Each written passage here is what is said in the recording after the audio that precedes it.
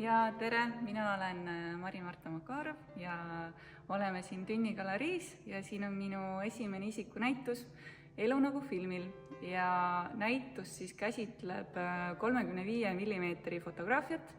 Siin on nii moeseeriaid kui ka loodust kui ka tänavafotograafiat, nii et natukene midagi kõigile. Ja valisin Tünni galerii just sellepärast, kuna ma olen ise Viimsis üles kasvanud ja see on mulle väga kodune paik. Ja sellel laupäeval lisaks siis Mari fotonäitusele saab nautida maitsvaid küpsetisi, mida ka Mari on küpsetanud ja meie töötajad.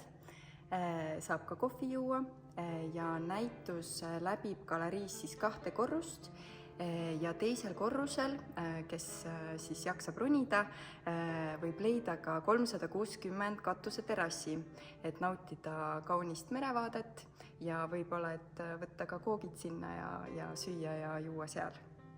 Ja näitus on kõigile tasuta ja kes laupäeval ei jõua, siis oleme avatud reedest pühapäevani ikka 12 kuni kell 5.